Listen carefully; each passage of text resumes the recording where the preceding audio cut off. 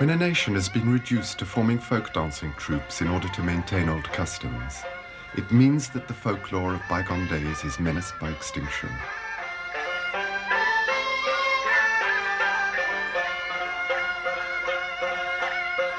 When that nation goes to the extent of opening schools to safeguard traditional dances and timeless music, the source of this art form is running dry.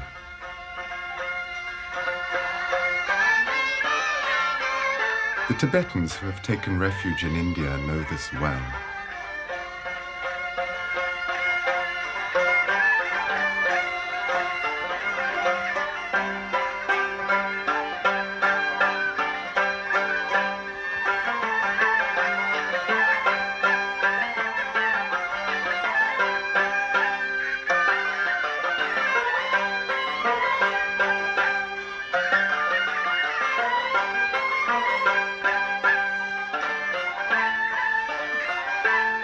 What happened?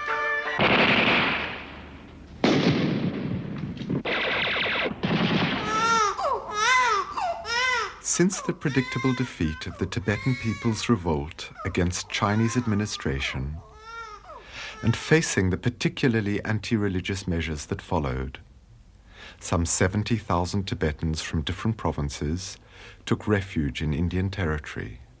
None were turned away by the Indian government, which helped them with a sense of urgency, ensuring that they had at least enough to live on. The fate of these refugees is tragic. The conditions under which they escaped, the weeks of walking across the mountains, the fear and the hunger have marked these children, possibly forever. Very often, parents have accepted particularly hard jobs, such as building roads at high altitudes. They are obliged to leave their small children with organizations that can take them into care, like this nursery in Dharamsala, where they are looked after and educated under the supervision of the Dalai Lama's sister.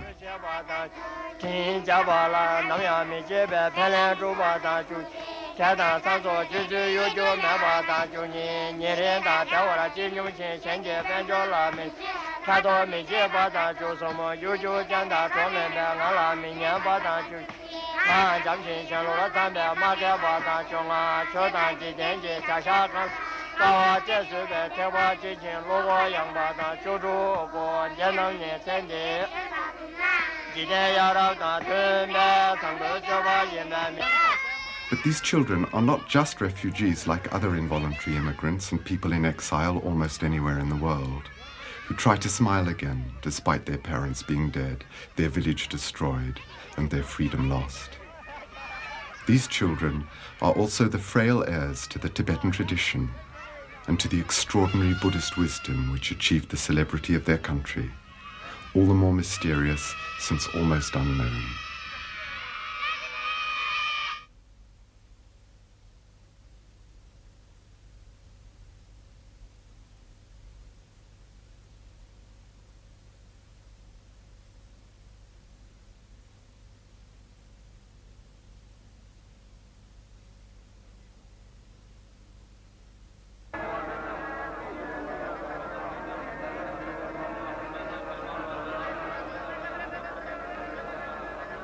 The world is roused when the architectural relics of a civilization that died out thousands of years ago are in danger of becoming lost. And all the newspapers talk about the efforts and the enormous sums of money that have been given to protect the Egyptian temples on the Upper Nile. It seems that we are less concerned by the destruction of a culture before our very eyes. Will something survive of the Tibetan tradition and of this extraordinary tantric Buddhism? For neither the worldwide celebrity of the Tibetan lamas as regards yoga, occultism and magic powers, nor the commercial success of a few sensational books enable these refugees with no resources to support the true spiritual masters who are now settled on the Indian slopes of the Himalayas and in Sikkim, and to rekindle the fire which has dimmed on the high plateaus where it had been burning so brightly for so long.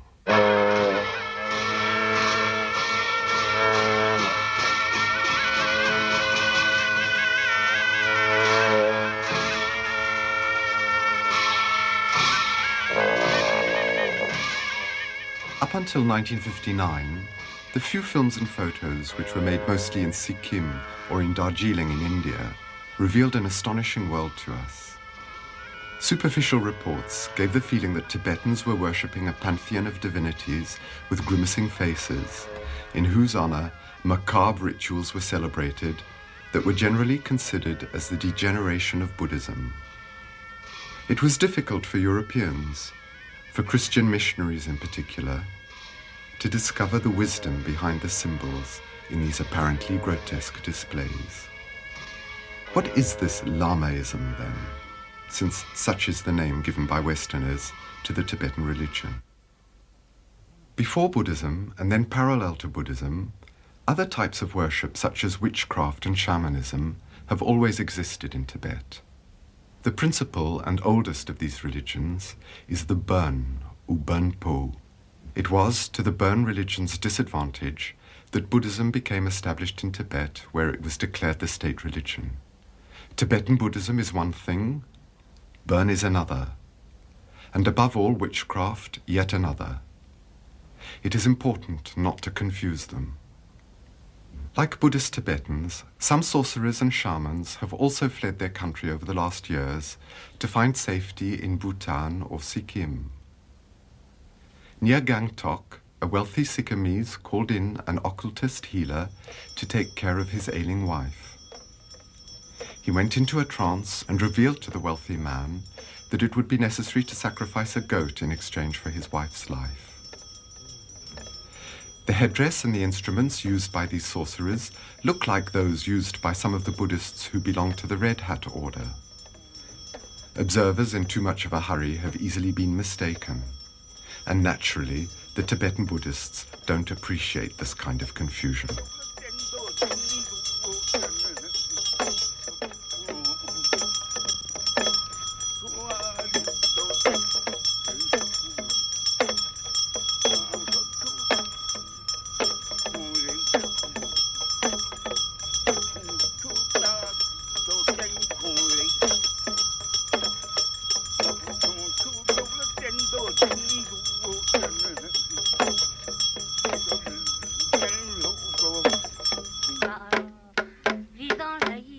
In Sikkim also, this elderly Tibetan woman is an oracle. At times, not always, she too goes into a trance, and while she is thus taken over, she can predict the near future of those who come to consult her. This young girl here finds out from her today what she can expect in the coming months, and receives advice concerning the attitude she should thereby adopt. Furthermore, the official Buddhist church also acknowledges oracles, whether men or women. But their recognition and the demand for their services undergo extremely strict control and regulation.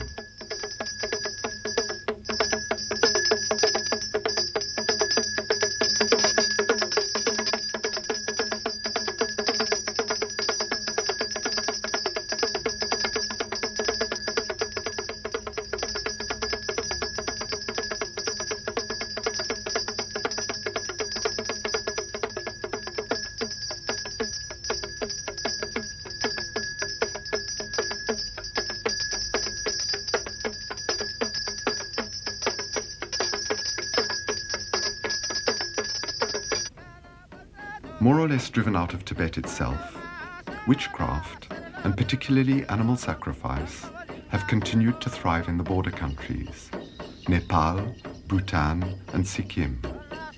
This Nepalese man is called a Jakri. He also lives near Gangtok. I must admit, though, that even some Sikkimese Buddhists do not hesitate before calling him in if a member of their family is ill or endangered. Tibetan Orthodox monks, on the contrary, severely condemn any animal sacrifice. The only sacrifice recognized by the Buddha being the sacrifice of the ego and of the attachment to the world of forms. Personal inner sacrifice, not one of goats or chickens.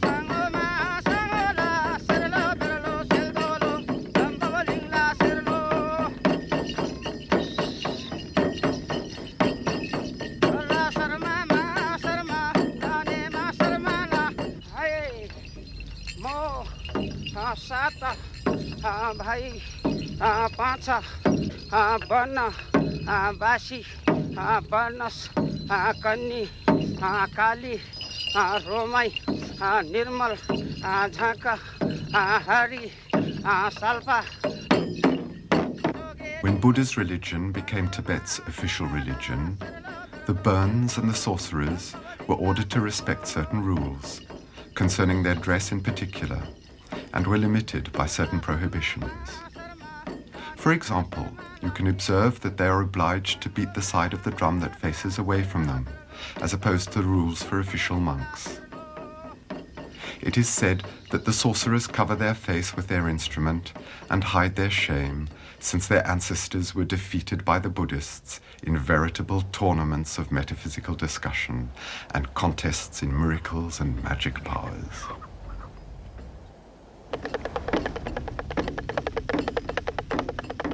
Buddhism was born in India at the foot of the famous Bodhi tree, where 500 years before the birth of Christ, the Buddha Gautama attained awakening, illumination, perfection. 12 centuries later, Buddhism spread to and eventually took over the vast plateaus of Tibet.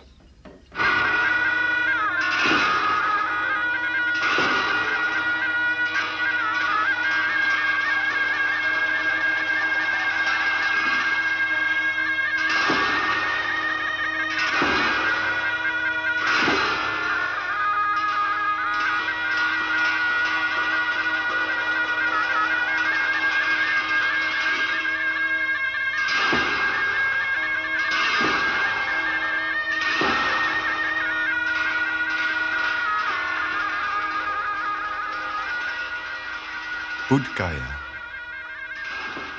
the one who, for 2,500 years, people have considered to be the savior, the liberator, the conqueror of suffering, meditated here, struggled through the battle against himself, and triumphed. Here, after having found the path of life beyond all births and all deaths, Gautama the Buddha decided to set the wheel of the doctrine into motion and to give man the teaching of the noble truths which embodies the true vision of what is, and also to teach about the path that leads from darkness to light, from illusion to truth, from death to eternity. His message: everything is ephemeral, ceaselessly changing. Joy never exists without suffering, and nothing, nobody, nor you nor I have an identity that is autonomous or permanent. Here, beneath a tree like this one, the noble prince who had given up the throne, his wife, his beloved son, and who had become a monk to free himself and to free other beings from all pain and suffering, here Gautama, the Muni, the ascetic from the Sakya family, on the morning that followed a night that will be blessed forever, became Buddha, the enlightened one, the awakened one, the perfect one.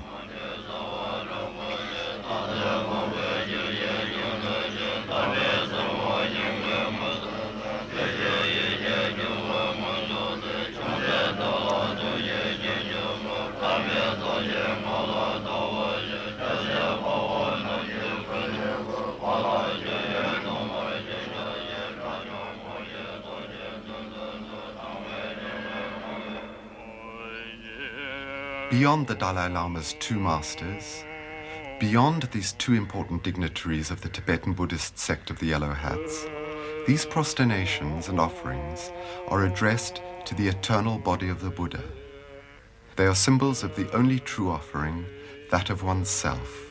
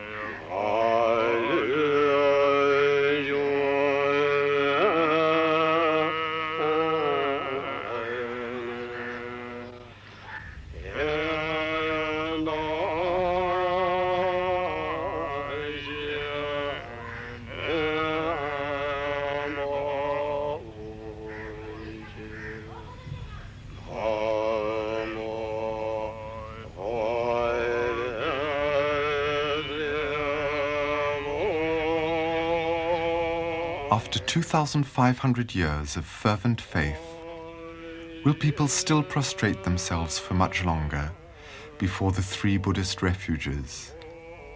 The Buddha, the Savior, the teaching, the way of right living, and the Sangha, the communion of sages and the faithful. Not far from Bodh Gaya is Vulture's Peak at Rajgir, the important high place for Mahayana Buddhists. For they say that Buddha lived on this mountain for 15 years and gave the teaching that completes that of the Hinayana or small vehicle. This is the foundation of one of the most well-known and important sacred texts of mankind, the Prajnaparamita, the perfection of wisdom, the beyond wisdom. Here, the Buddha gave the great secret to the world. Everything, all beings, all incidents, everything that happens, whether marvelous or frightful, is as real as a mirage appearing and disappearing on the infinite, eternal screen of emptiness, shunyata. For centuries in the past, Hinayana, the Buddhism practiced in Ceylon and Burma, and Mahayana, practiced in Tibet, China, and Japan, turned their backs on each other, criticizing and accusing each other of heresy. Nalanda, where the ruins retain so well the memories of the great era when thousands of monks meditated or studied in its temples and in its cells, Nalanda, the famous university, was the high place of Mahayana, and from here its teachings spread throughout the whole of Tibet. Today, in Asia also, the time is ripe for ecumenism. Buddhists from the north and south, from everywhere, come together in the attempt to understand each other in the name of the guide they all share, the Buddha Gautama, the Lord of Compassion. Buddhism was born in India but completely disappeared after the renaissance of ancient Hinduism. But a few kilometers away from the ruins of Nalanda, at the very place where their Buddhist ancestors walked 1,000 years ago, some Indians have built a new university where monks from the world over come to study the ancient holy scriptures. If Pali is the language that was used to write down the Hinayana texts, Sanskrit was used by the Mahayanists, and the works of the Tibetan canon were translated centuries ago from Sanskrit into Tibetan, either by Indians invited to Tibet or by Tibetans who went to India.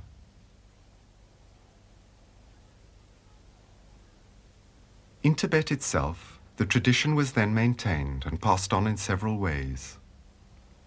Besides manuscripts, the printers used blocks of carved wood, and many Sanskrit texts that disappeared in India during the Muslim invasions have been conserved in the Tibetan version. Works of art were also a means to convey knowledge. An artist, whether sculptor, engraver, or painter, could never have conceived of expressing his own profane aspirations, his dreams, his desires, his fantasies, or his torments. As in Egypt, at the time of the pharaohs, and in Europe during the Romanesque or Gothic period, anonymous art transmitted laws, truths, a complete teaching, and an extremely strict iconography specifies the attributes and the colors of the tantric deities, these symbols of the great forces that drive the universe and give life to every human being. The Tibetan paintings on fabric, despite or perhaps because of the requirements imposed on their painters, are in most cases of great beauty. However, in Tibet, as in India, or with the Muslim Sufis, the essence of the transmission of spiritual influence is the chain of masters and disciples. Outsiders have the habit of calling all monks and Tibetan ascetics Lama, whereas it should apply only to the true gurus, such as Kangyo Rinpoche, qualified to initiate disciples and then to guide them on the path to liberation. There are many different types of master. Each one has attained complete inner freedom, which gives him perfect liberty to undertake any task, even that of building a small temple or a stupa, as is the case for Chatral Rinpoche.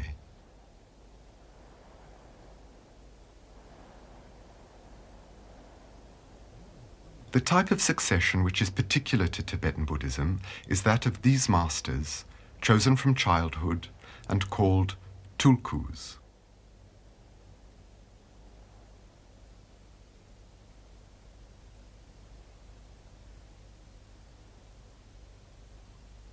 This is why, led by Kalu Rinpoche, these monks are performing before this child, Tai Situ Rinpoche, a ceremony that is common to all forms of Buddhism, the ceremony where they confess to the breach of monastic regulations. They do so, absolutely certain that they prostrate themselves before the continuation of a master who appeared for the first time on earth years or centuries ago. The English word reincarnation is a rather unsuitable translation of the Buddhist notion of a predecessor and a successor. Imagine that at the death of St. Bernard of Clairvaux or St. Francis of Assisi, the Cistercian and Franciscan monks searched for and recognized in another human being the qualities that personified the founders of their orders. Thus, the active wisdom of St. Bernard or the infinite compassion of St. Francis would be perpetuated down to the present day through generations of new incarnations.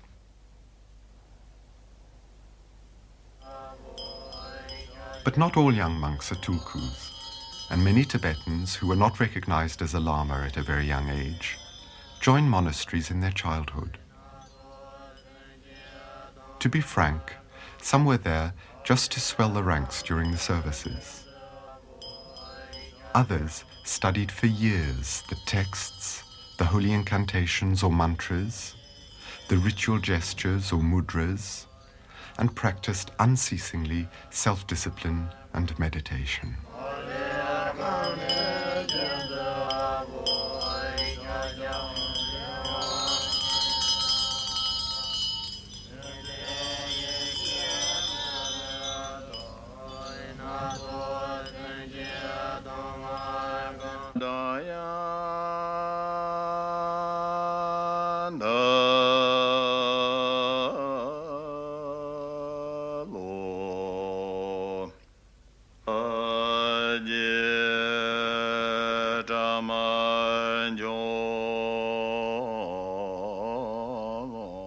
Tibet was not so isolated from the rest of Asia as has often been described, even though it was surrounded by notorious deserts that were hostile to the caravans and by mountains that were hard to cross. Tibet was particularly influenced by India and China, but in turn influenced its neighboring countries, Mongolia, Ladakh, Bhutan, and Sikkim. Sikkim in particular, although today the country is closed for military reasons, has been a meeting place between Western civilization and Tibetan tradition for the last 100 years.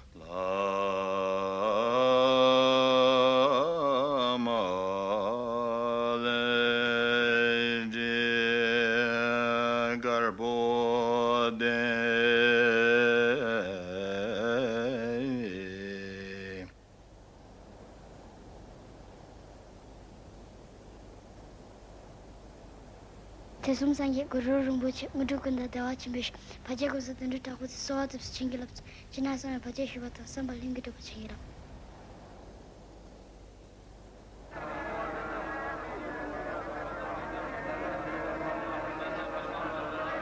Sikkim, under the direction of its king, welcomed the Tibetan orders called Red Hats, or non-reformed, whether Nyingmapa or Kalkyupa. The invocations that millions of voices and prayer wheels have repeated in Tibet for centuries still resound today around the great stupa of Gangtok. Om Mani Padme Hum.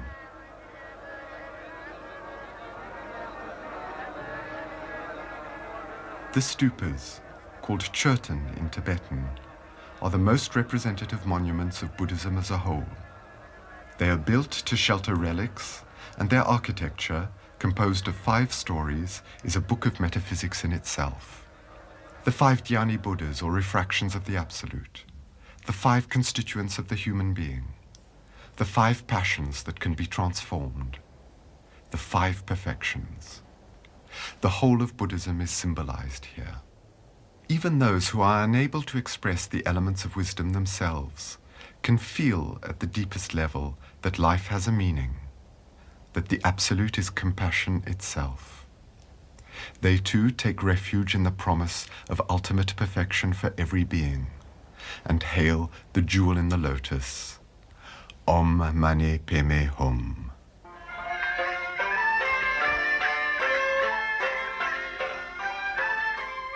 Near the ancient monastery in Rumtek, 15 kilometers from Gangtok, the disciples and followers of the great master Karmapa are constructing a temple on exactly the same lines as the Tibetan temples.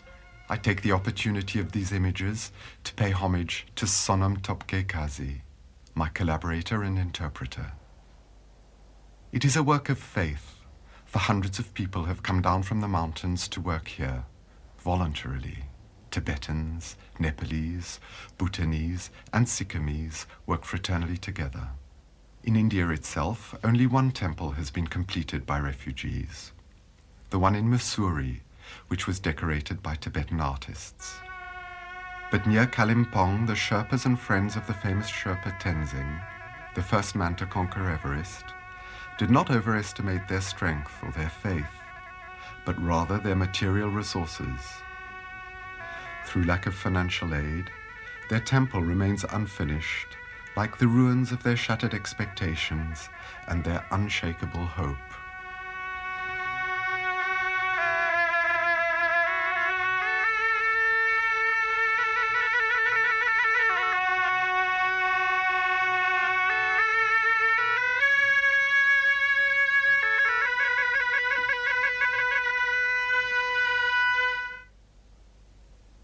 In Tibet, some of the big monasteries housed several thousand monks.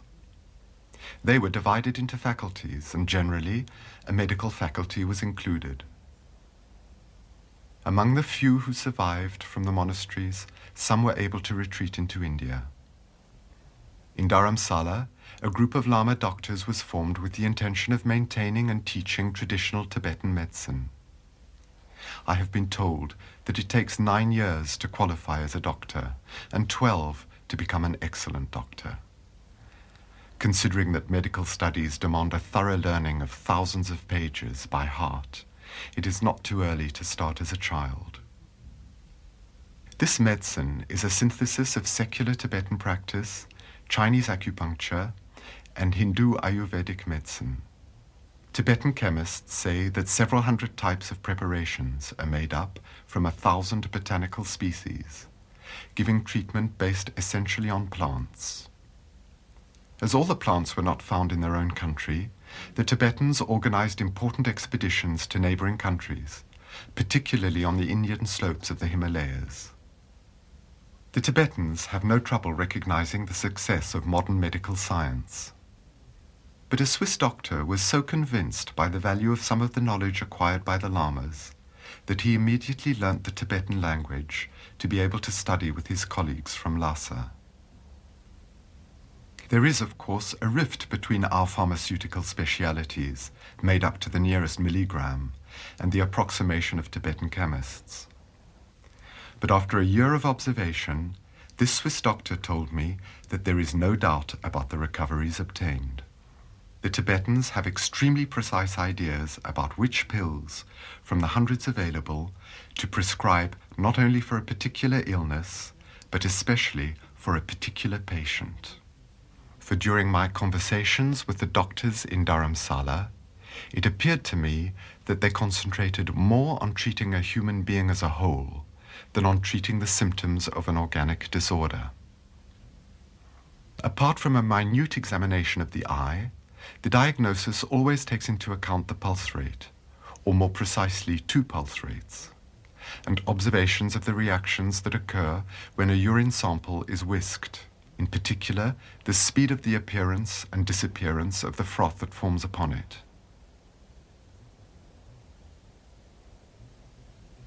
Here, measurements are being taken with a wooden stick, but the aim is not to locate acupuncture points, but to specify precisely the symmetries and asymmetries of the patient's body in relation to the proportions of an ideal type.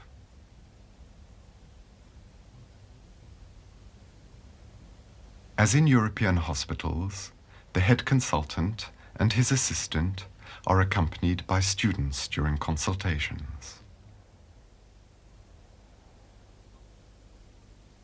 I was not able to check on this, but extraordinary results have been attributed to a Tibetan type of acupuncture, where measurement is also used.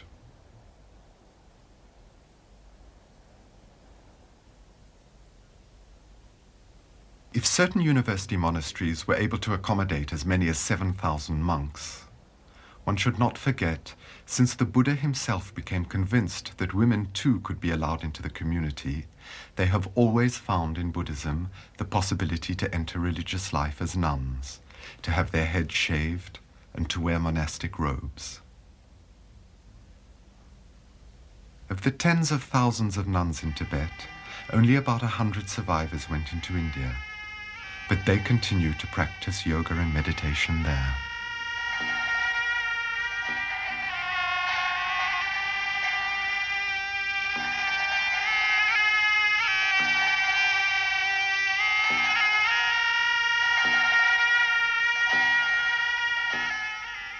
The nuns, like the monks, devote their time to the services, rituals, study, reading, prayer, and practice of the mudras.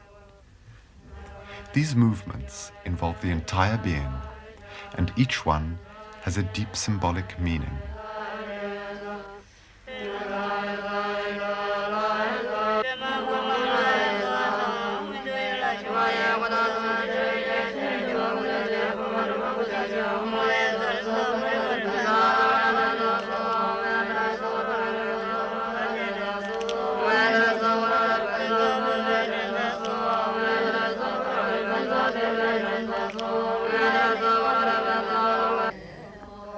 The rest of the nuns settled in Dalhousie on the opposite side of the Himalayan chain.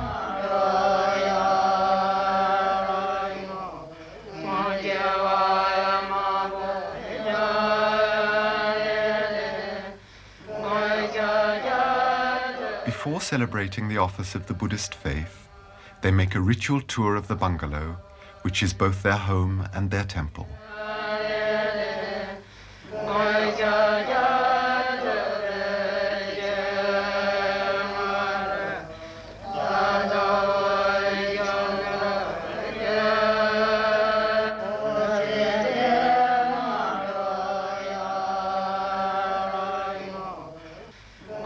These nuns belong to the Kagyupa order, the order of the yogis. It was founded by the famous ascetic Mapa and, above all, by Milarepa, famous for his works of initiation and sublime poetry. The encounter with the Tibetan world reveals the division of Tantric Buddhism into several orders. The four main orders group almost all the followers, both monks and hermits. The monks here are Nyingmapa. This name means the elders. Their order was the first to be founded in Tibet.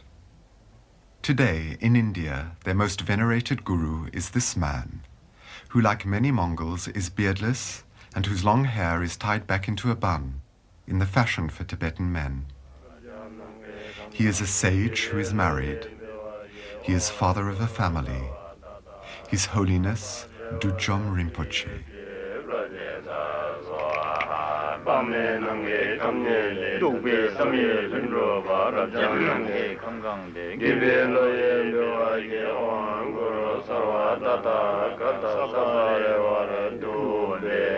It is mainly against the Nyingmapa lamas that some Westerners have made accusations of immorality, witchcraft, perversion of Buddhism, and other criticisms. They disappear of their own accord when one spends some time with men of the caliber of Khyentse Rinpoche, Kongyo Rinpoche, and Dujom Rinpoche. Here you can see Dujom Rinpoche celebrating a tantric initiation ritual, or abhisheka. The end of this ritual is too sacred too secret to be filmed. But even in the initial part of this ritual, we are taken to the very heart of the authentic Tibetan tradition.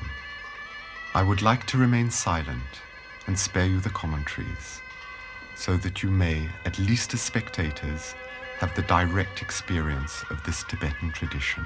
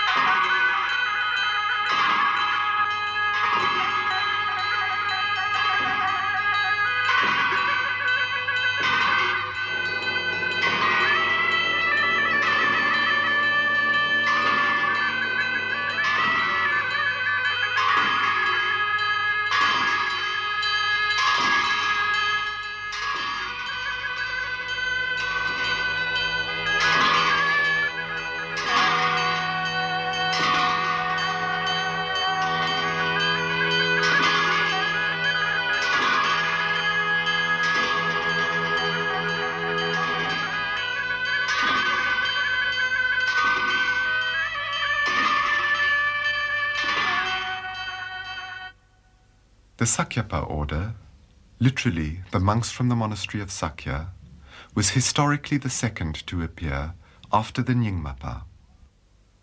Their leader today is the Dakti Sakya Lama Trizin Rinpoche. He is quite a young man, and he too is beardless and wears his long hair tied back. Despite his youth, Trizin Rinpoche is gifted with some of the parapsychological powers that Westerners have marveled at in certain lamas. These powers are in fact of secondary importance to authentic spiritual life and true wisdom, as the miraculous charisma of certain Christian mystics is to their state of holiness. The Sakyapa is a non-reformed order like the Nyingmapa and the Kagyupa. On the other hand, the Yellow Hats, the Gelugpa, who descended from the reform of Tsongkhapa, constitute the official church of Tibet, the one to which the Dalai Lama and the Panchen Lama belong. Perhaps one could compare the relationship between the Yellow Hats and the Red Hats to the relationship between the Protestants and Catholics as it is today. Though a few important differences and memories of past difficulties still prevail, there is great mutual respect and a sincere desire for closer connection. On the other hand, the distinction between the three non-reformed orders reminds one rather of the main Catholic orders, Benedictines, Franciscans, and Dominicans. Their conviction is of belonging to the same church, but each one is attached to its particular tradition and to its founder. The order of the Kagyupas, in which yoga holds an important place, is itself divided into Dugpa Kagyu and Karma Kagyu. The head of the latter is His Holiness Gyalwa Karmapa. He lives in Sikkim, and he is also a Tulku recognized during his early childhood to be the indisputable successor to the first Karmapa. Even though he is only 40, he is perhaps the most famous of the Tibetan pontiffs after the Dalai Lama. Of all the sages, whether Hindu, Muslim, Sufi, or Buddhist, he is the most impressive sage with whom I have had the privilege to stay. My own experiences close to him, the radiance of his presence, and his silent influence explain the depth of recognition and veneration that are accorded to him.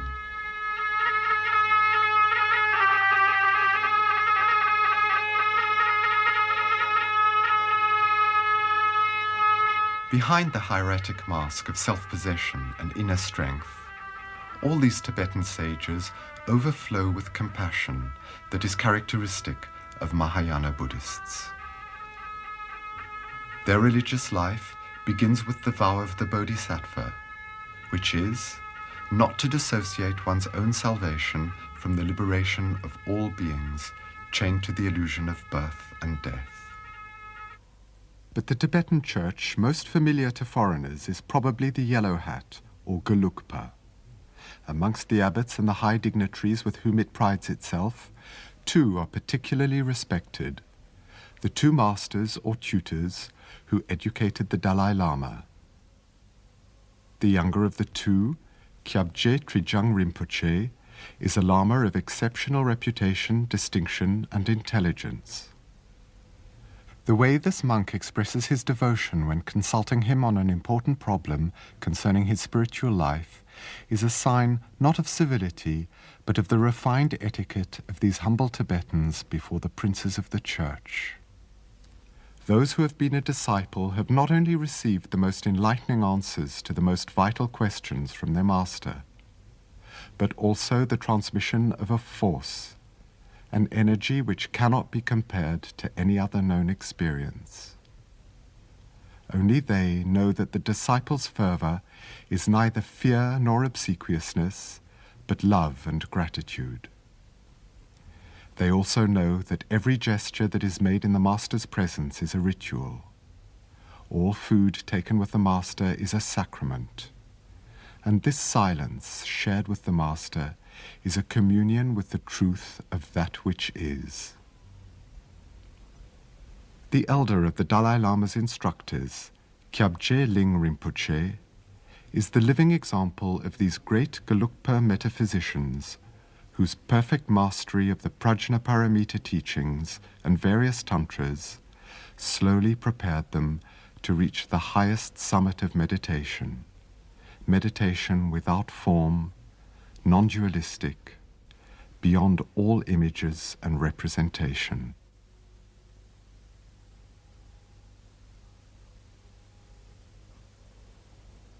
Dharamsala, in the north of the Indian state of Punjab, above the valley of Kangra. This is where the Dalai Lama lives, a monk who is 30 years old. Through his title, the Dalai Lama was already famous a long time before he took refuge in India in 1959. Here he became accessible to admirers, to the curious, to the scholars and the experts.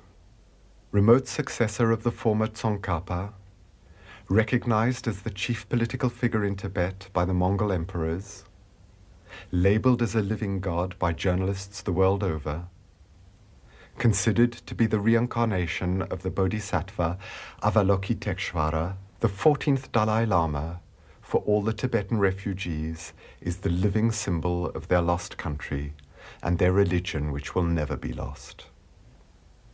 But this sovereign, for whom their devotion extends to collecting the dust upon which his holy feet tread, this head of state in exile, more famous than many of the prime ministers of powerful countries, is not a king, not an emperor, not a dictator, nor the head of a political party, but a Buddhist monk who submits to all the monastic rules of the sutras, including celibacy and chastity, a monk who prostrates himself with his fellow monks from the Patala in Lhasa and confesses the breach of the rules of his order.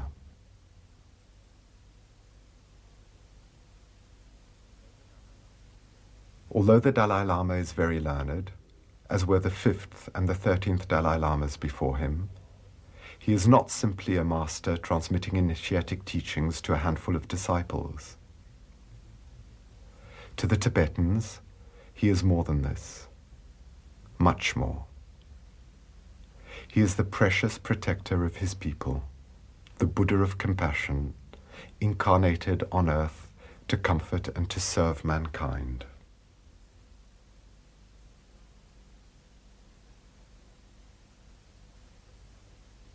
After 7 months living with the yogis, the monks, and the lamas of different Tibetan orders, I am deeply convinced that the Tibetan Tantric Buddhism, as it appears in 1966 in India and in Sikkim, deserves the celebrity it has gained.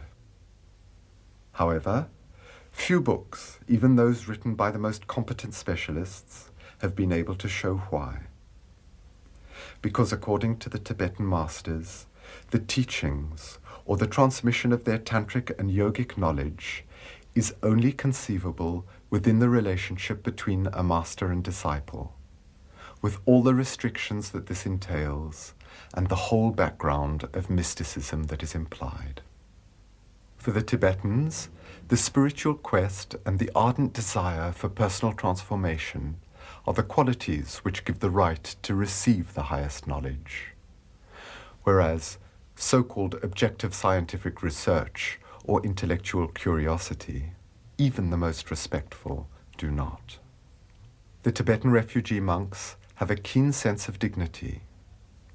They loathe begging, and they loathe selling themselves or their spiritual heritage. Their mantra, symbolic sounds, and mandala, sacred visual symbols, cannot be handed out indiscriminately, and they won't sell their yogic exercises in the marketplace simply to obtain financial support. It seems that the safeguard of this spiritual heritage is the greatest concern of the Dalai Lama, this exiled sovereign, this monk in prayer.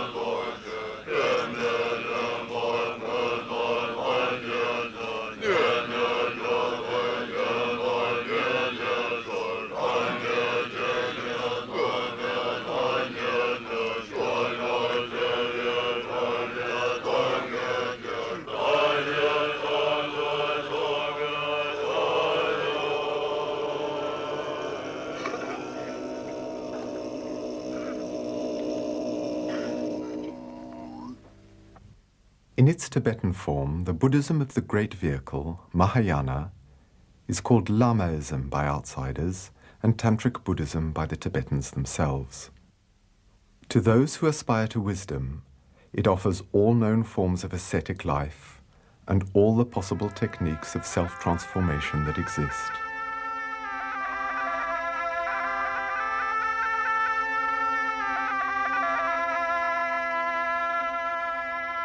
This Tibetan Buddhism presents itself as a pyramid whose base is monastic life common to all forms of Buddhism, whose summit is meditation without form, in which is revealed the unity of all things, the impermanence of every element in the universe, in which only the Absolute is eternal.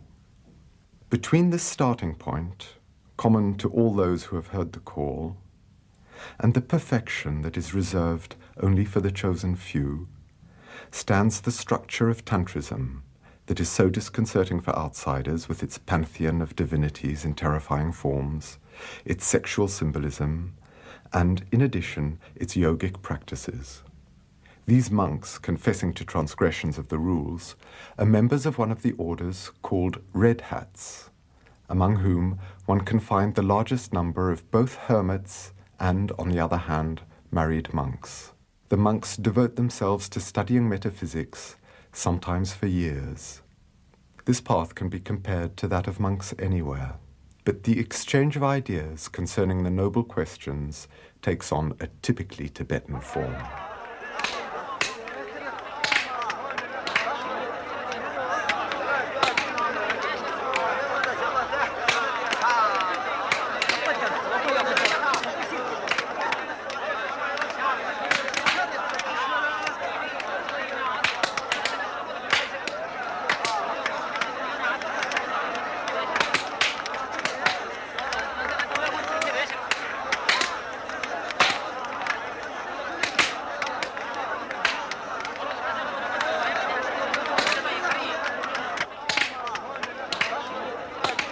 These animated competitions, these duels, these tournaments, one could say these matches, are the living memory of the heroic epoch in which the Buddhists, trained in Indian Tantrism, had to confront the supporters of Bonpu, the ancient Indian cult, and Chinese Buddhism, from which then emerged, and even Islam or Nestorian Christianity. Those debates were veritable battles. Sometimes they were competitions for miraculous powers. Today, these controversies between the one and the multiple, the noumenon and the phenomenon, or between time and eternity, are a particularly favored teaching method in the monasteries of the Yellow Hat Reformed Church. Imagine we are in Europe, and that these men are students at a teacher's training college discussing Hegel's dialectic, or even Trappist monks inquiring into the dogmas and mysteries of the faith. Each examiner strives to disconcert his opponent, making him lose his concentration by clapping his hands and shouting. This fairground or battlefield situation gives rise to ample opportunities for diversion.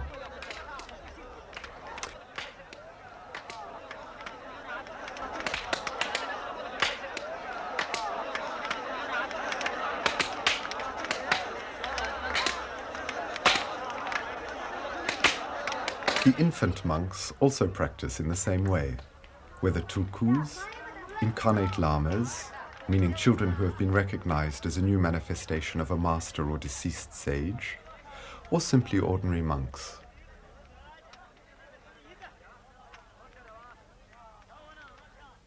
If monasteries of 1,000 or even several thousand monks were not uncommon in Tibet, today in India, or more precisely, on the Indian slopes of the Himalayas, the exiled monks and lamas have been reduced to setting up makeshift monasteries.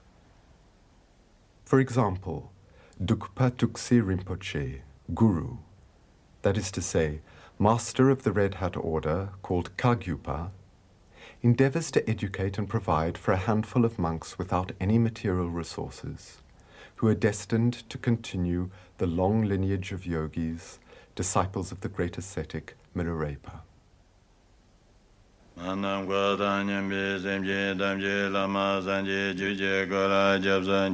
The study of the scriptures, of the doctrine, of the theoretical knowledge of wisdom, is the preferred approach of the Yellow Hats, who often practice it for years and years before engaging in more practical techniques of ascetic life.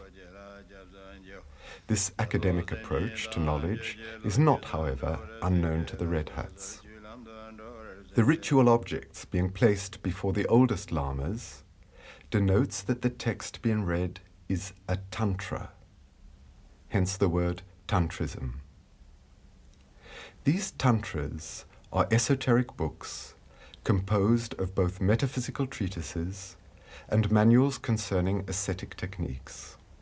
Only after receiving the initiation of a particular tantra, and after hearing it read aloud by his master, is a disciple allowed to begin his personal study of it in solitude. These tantras, symbols of the fundamental forces that go to make up a human being and the universe as a whole, are of different tantric deities visualized by lamas during their meditations. These tantric divinities or deities play a fundamental role in the Tibetan's form of meditation, especially in a highly significant form of meditation ritual, that of the mandala. In the winter fog, 4 lamas are working together, setting up what is in fact a very simplified mandala of the kingdom where the principal deity of their order resides, Vajra. The construction of a mandala is already a ritual in itself. These monks are working without notes or models to refer to.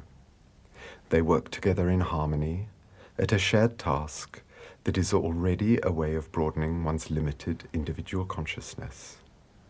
Nothing is left to chance in the way that the lines and spaces are arranged around the central point, which represents the whole, the totality.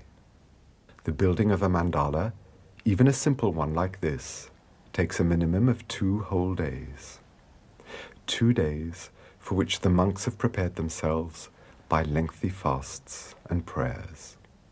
Meanwhile, life in the monastery continues with work, study, and daily offerings, activities which, in monasteries the world over, punctuate the hours in the monk's daily life.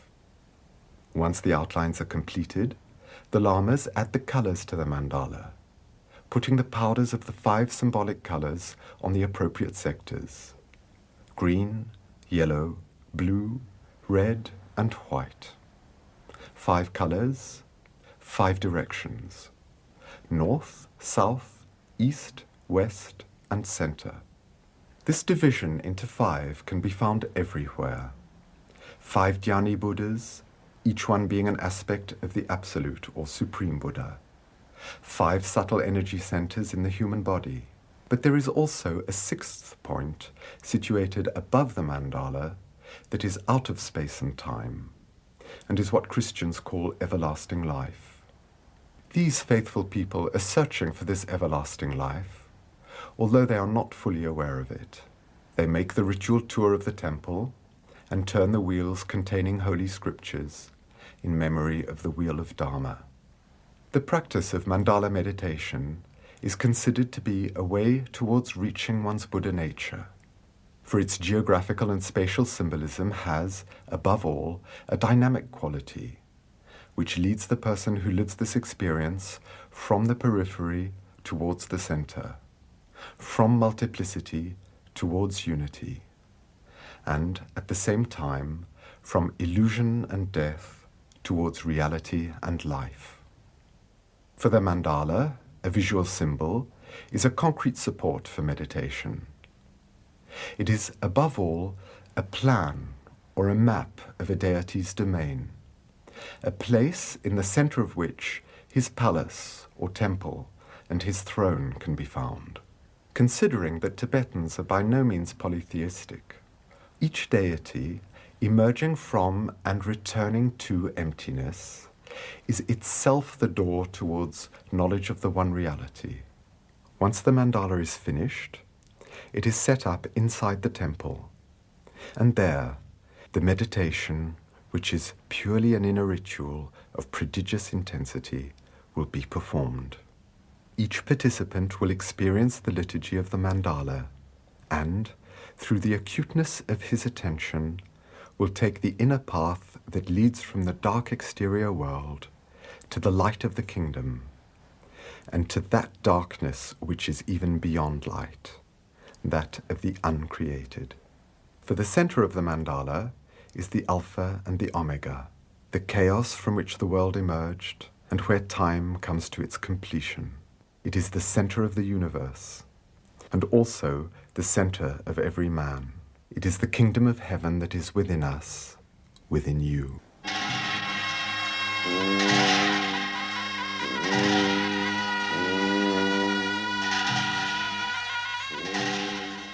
Then, once the ritual is over, the mandala is taken apart in the same way that every created thing is continually undone. The powders are taken in procession to a mountain torrent.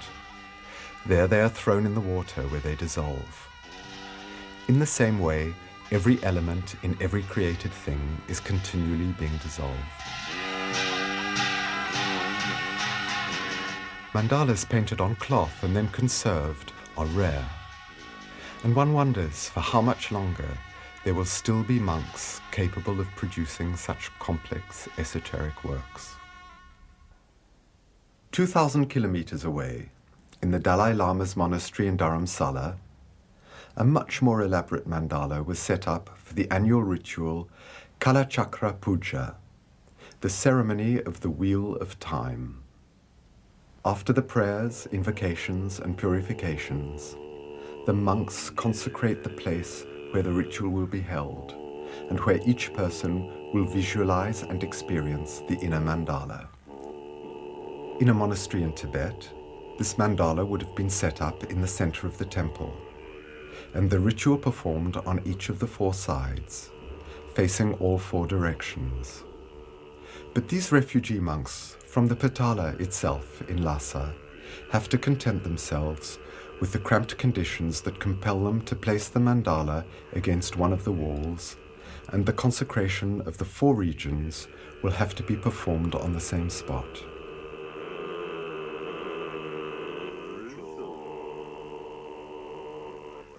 This preparation is at one and the same time a decision to perform the ritual, a prayer to obtain the location, an exorcism forbidding the spirits and evil forces of the psychic or subtle sphere to contaminate this place that is solely reserved for spiritual practice, and lastly, a consecration, a seal set in the chosen place. This ritual is performed with the 2 instruments that all tantric lamas use: the dorje, the scepter held in the right hand, masculine symbol of activity and power, and the bell, passive feminine symbol of knowledge, of wisdom. To distinguish between wisdom and action, and then to unify the 2, is the very foundation of Tibetan Buddhism. I have been told by Tibetan and European experts that these pictures are unique, and we are here in that secret heart of hearts of the Tibetan tradition.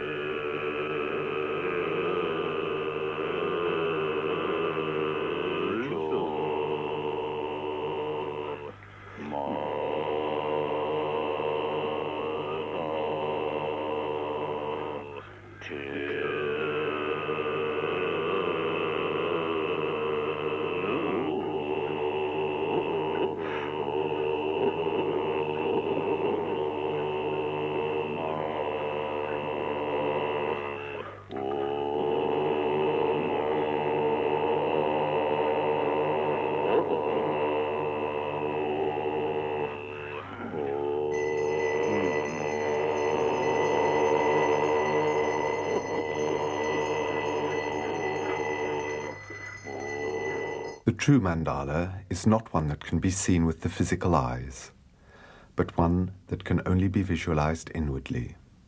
The execution of Tibetan rituals often takes several days, demanding many hours of daily presence in the temple. This is why food and tea are distributed amongst the rows of monks. Tibetan tea is made with butter and salt, and a cup gives as much energy as a full meal.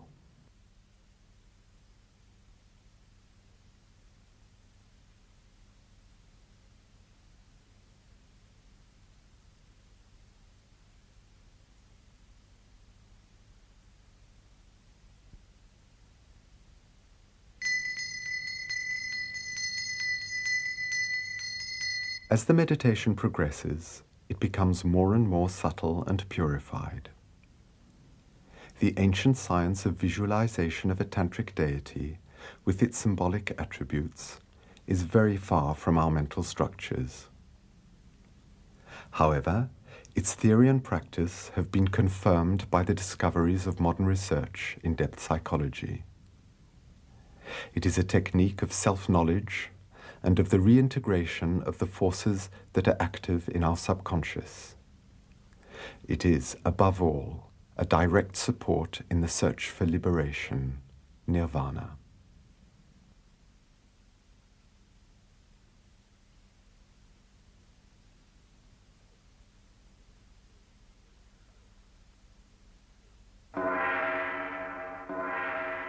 Other tantric rituals take on the form of a drama, experienced intensely by those who take part.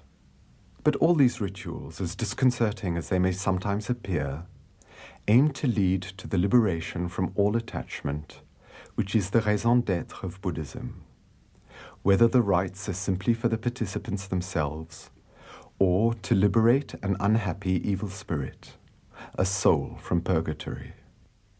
If it is a ritual intended to separate mercilessly the forces of death from the forces of life, the setting has to be appropriately terrible to suit the real psychic surgery that will take place. There are three actors to this drama. Firstly, the victim, the symbol of this attachment to the ego, which blinds us to our eternal reality. Secondly, rising over the remains of the beast in us, the great destructor, Mahakala, he who destroys what must, in any case, be destroyed. Mahakala, the terrible, the beloved, he who calls us to awareness. Mahakala, who devours and consumes, who kills to give life beyond birth and beyond death.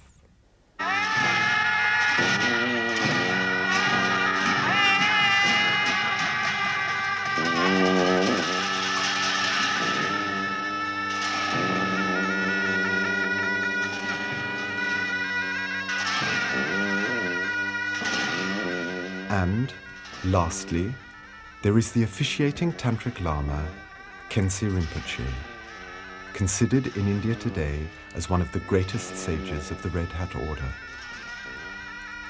Identified with Mahakala, Khyentse Rinpoche is about to celebrate a series of rituals, including yagna, or the sacrifice of burnt offerings, and the ritual murder of 3 effigies. His weapons are the mantra, sound or invocation, and the mudra, a movement not only of the hands, but of his entire being, the repercussions of which are felt well beyond the physical and bodily plane.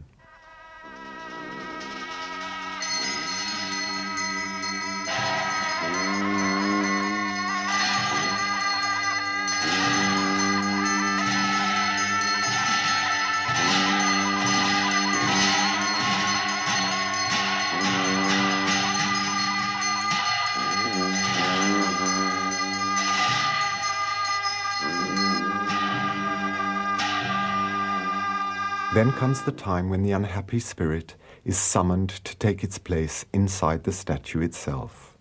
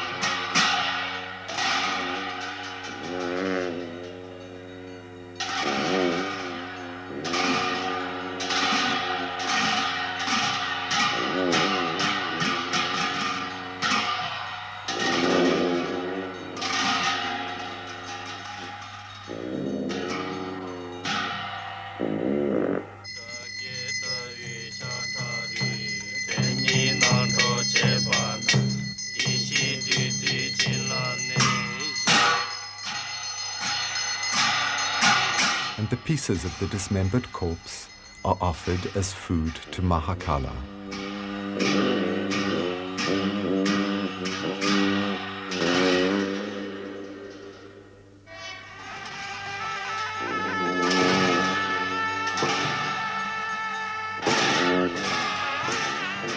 Khyentse Rinpoche then goes to the opposite side of the temple, where a straw dwelling which has been built to receive another effigy is ready to be set alight.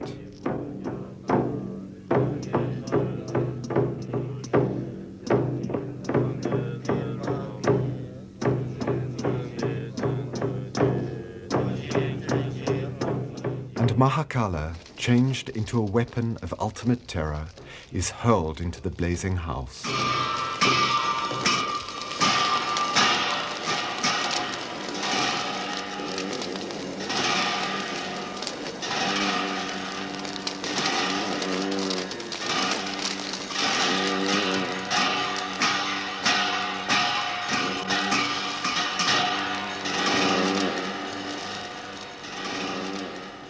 The mortal remains of the spirit are finally given a symbolic burial. His tomb is sealed with the brass plate that had contained the icon of Mahakala. Khyentse Rinpoche then celebrates a ritual that is common to both Hindus and Buddhists, yajna, the sacrifice of burnt offerings.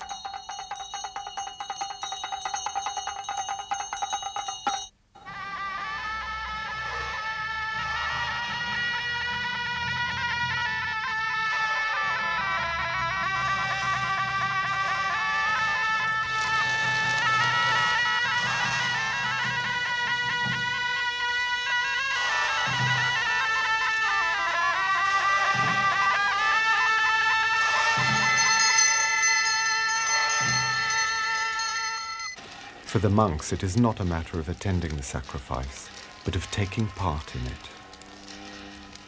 The fire is the mouth through which the Absolute devours everything that it, itself, cast out of itself.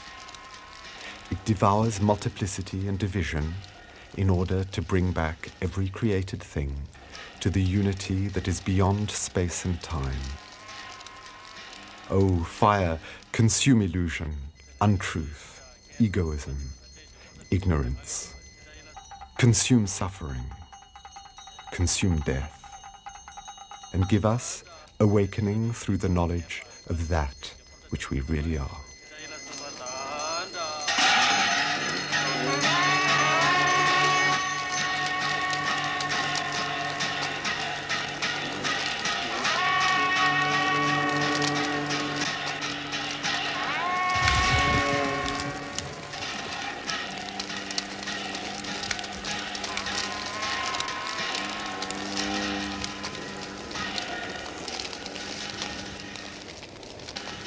In Dukpa Tupse Rinpoche's monastery, the same ritual of Hom is celebrated, this time by yogi monks of the Kagyupa order.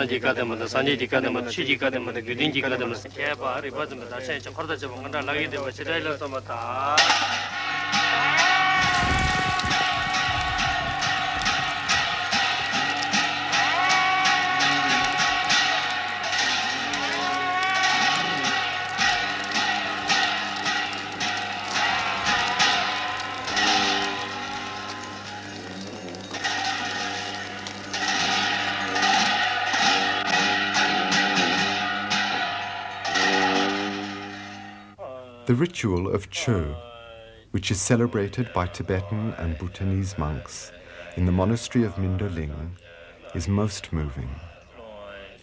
It is each one's offering of his own body to all beings in forgiveness for all his misdeeds.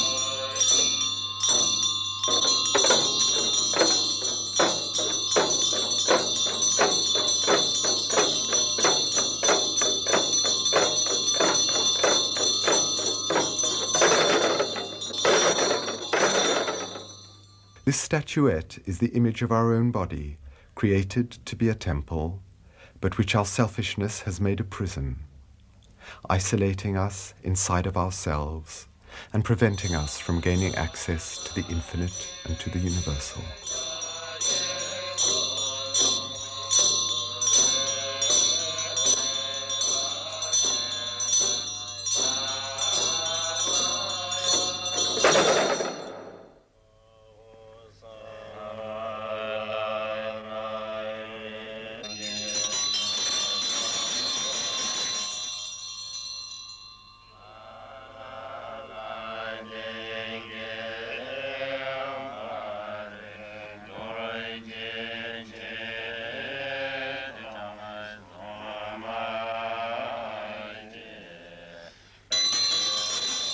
A piece of this sacrificed body is given to the Guru, the master, for him to eat.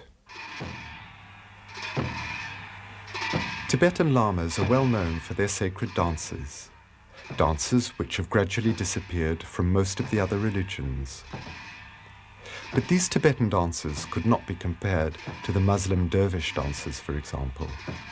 They are not daily or weekly physical exercises, destined to produce a reorganization of psychological functioning and to gain access to a higher state of consciousness. These dances are always elements of a ritual, conceived as a liturgy rather than as a drama. It is with this in view that the monks discipline themselves under the supervision of their master, just as actors or dancers would rehearse.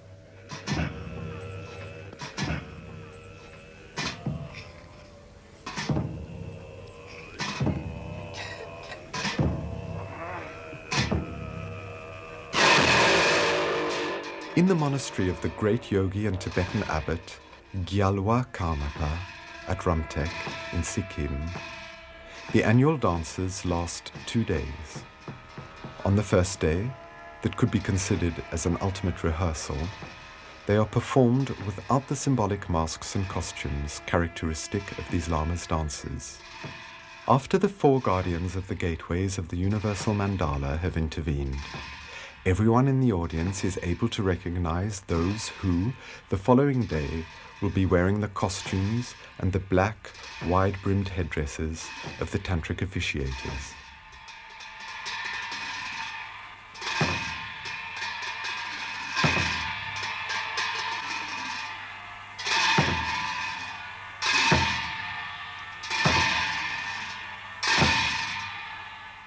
Then, those who will be wearing the masks of Mahakala and his followers.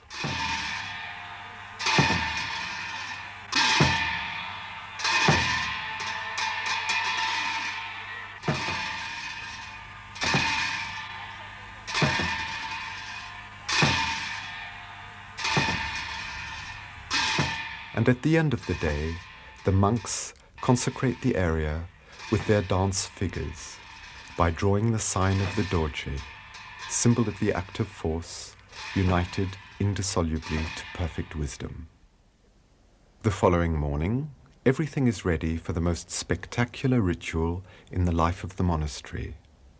An icon of Mahakala, the destructor, an effigy in which will reside the spirit to be freed from itself, the audience, and His Holiness the Karmapa, abbot of the monastery and head of the Karma Kagyu order.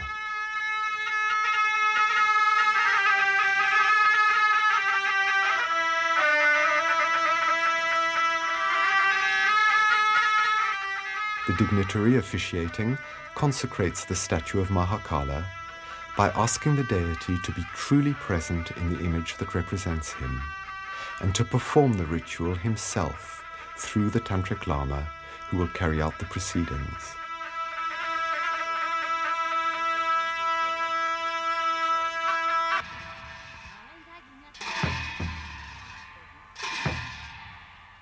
The spirit, the soul from purgatory, is summoned to take its place in the effigy.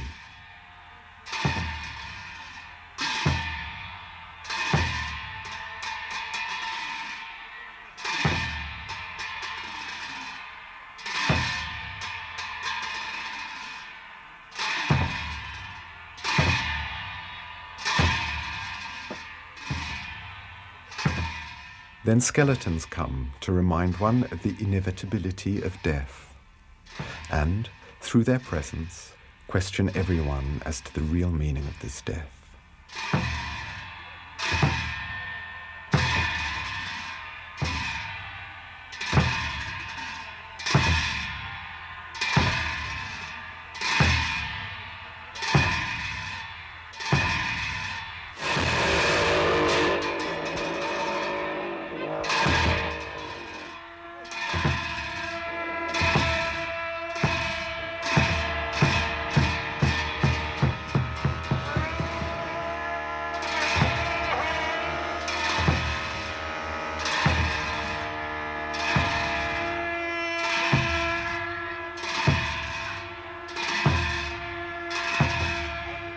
The four keepers of the four gateways protect the threshold of the sacred mystery of the new birth that follows a consciously accepted death.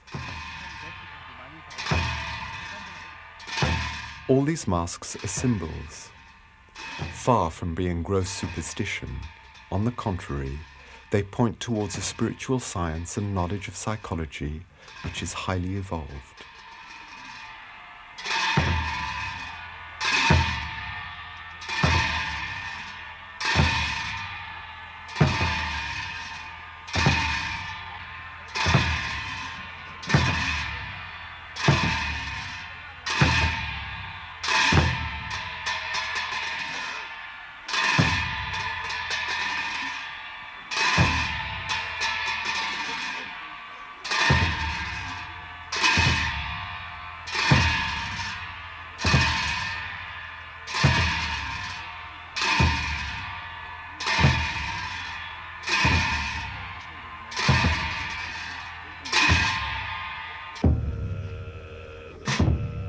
With various symbolic instruments, ropes, handcuffs, and different weapons, the officiator gradually prepares the spirit for the moment of death. It is tempting to wonder whether the corrida, bullfighting, is not the vestige of a ritual that was once sacred, when one considers the movements with the cape, the lances, the banderillas, and culminating with the muleta.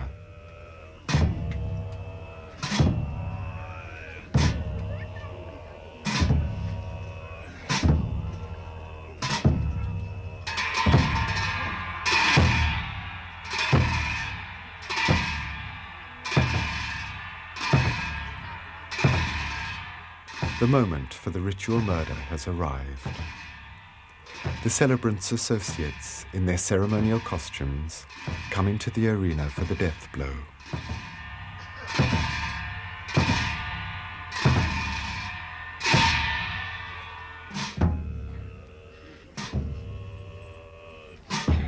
And Mahakala arrives suddenly in the form of a masked dancer accompanied by servants. Mahakala himself will give the coup de grace to the evil entity, followed in this act by all his acolytes.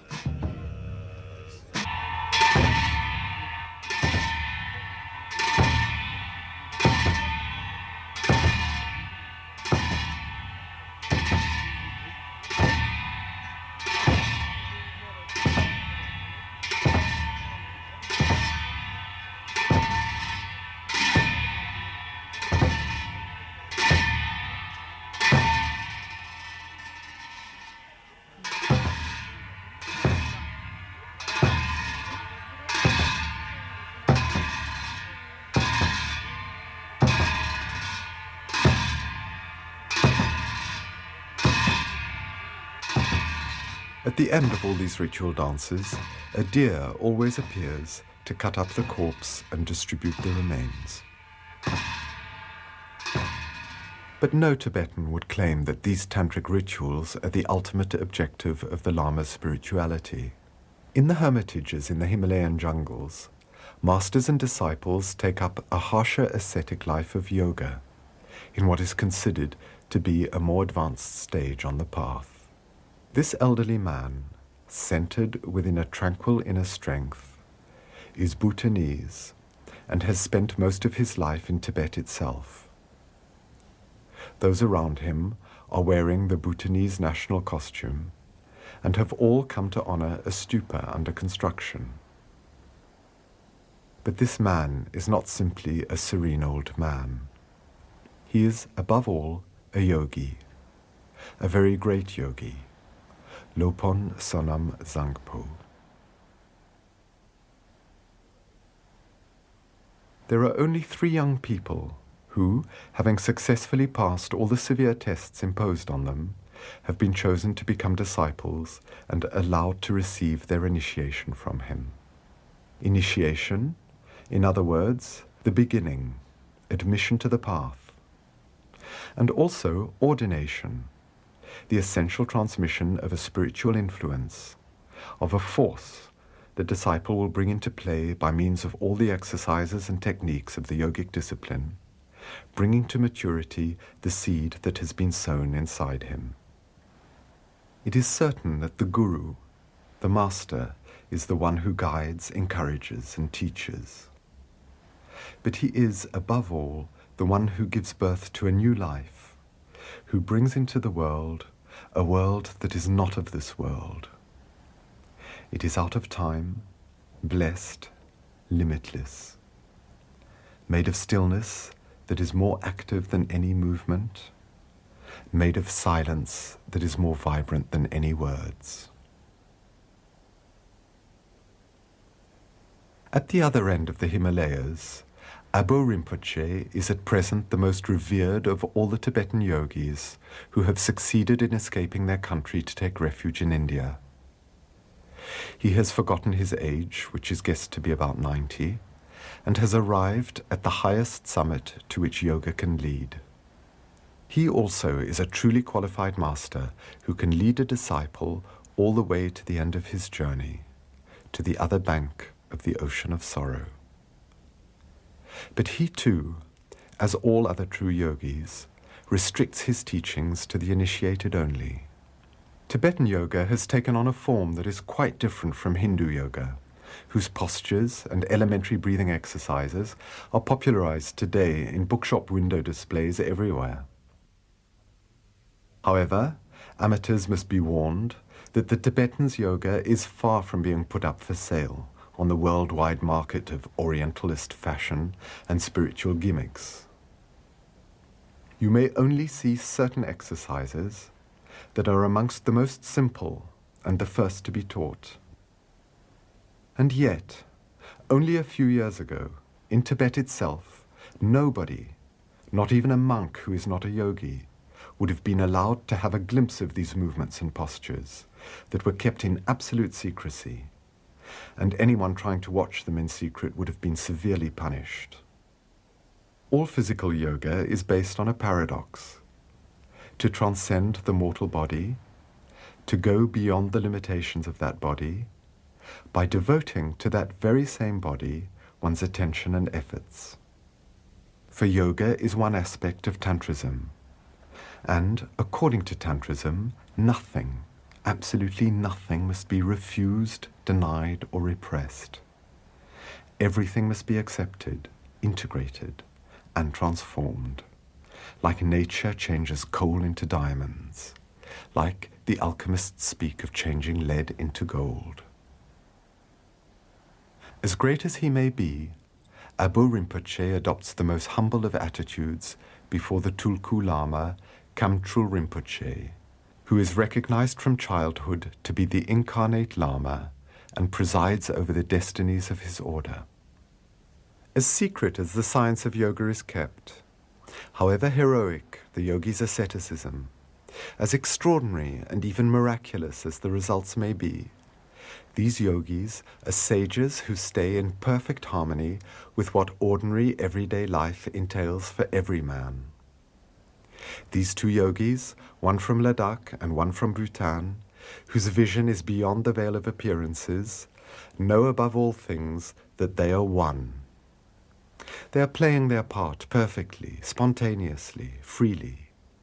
They are completely aware of the present moment and are overflowing with serenity, joy, kindness, and compassion. For they are free from any trace of the past, whether conscious or subconscious, and they are also free from the slightest preoccupation with the future.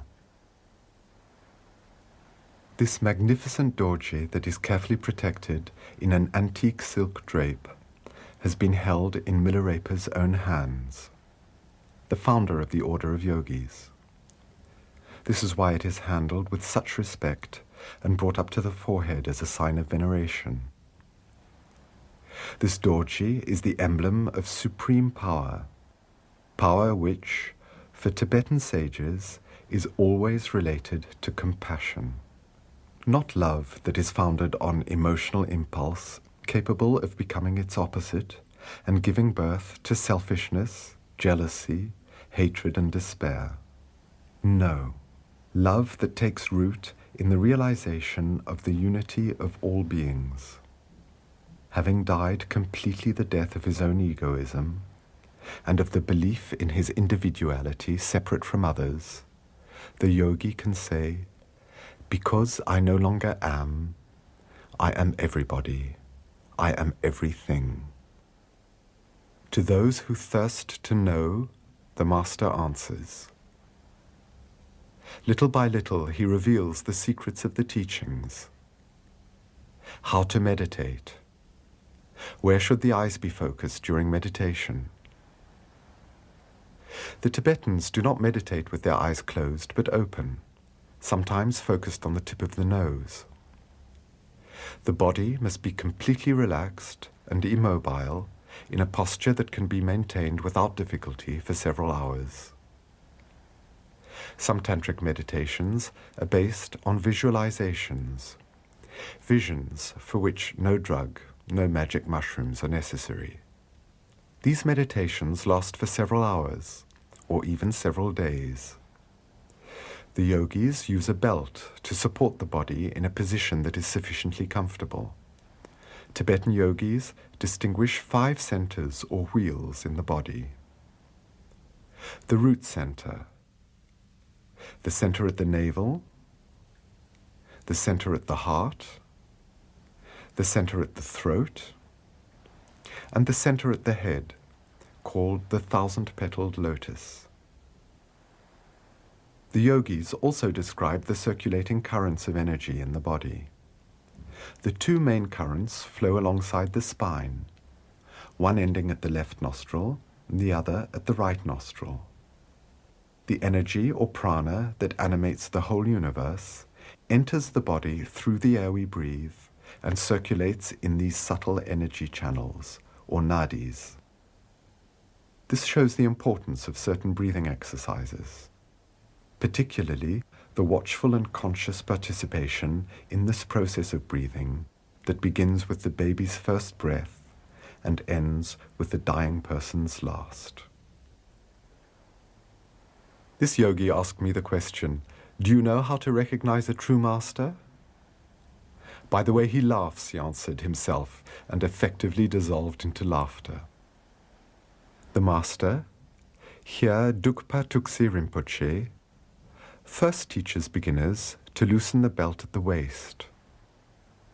Relaxing the belly is the foundation of the correct position. How would it be possible to position oneself within oneself if a tight, contracted attitude is maintained?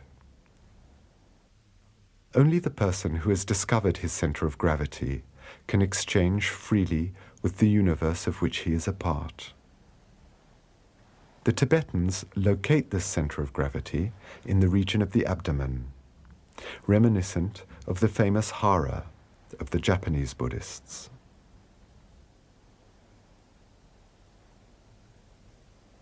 All the Tibetan Buddhist ascetic exercises, all the tantric rituals, all yoga practices find their meaning and their accomplishment in meditation. This meditation is forever changing as the disciple progresses and matures spiritually. The visualization of symbolic forms is gradually surpassed, and the ascetic rises to the plane of meditation without form, to the perception of emptiness, or shunyata, which is the key to Tibetan Buddhism. In India, amongst the refugees, as in Tibet itself around the big monasteries, small cells have been built, where a monk can go on retreat and live as a hermit for days, weeks, months, and sometimes even years. During this time, he sees no one and receives his food through a hatch. The monks meditate in these tiny cabins. Today, they have allowed us a glimpse of their world, a world of peace and inner vision. Some are still beginners, while others are advanced initiates. But all of them aspire to the same realization, that of becoming Buddhas themselves, not only for their own emancipation, but for the welfare of all beings.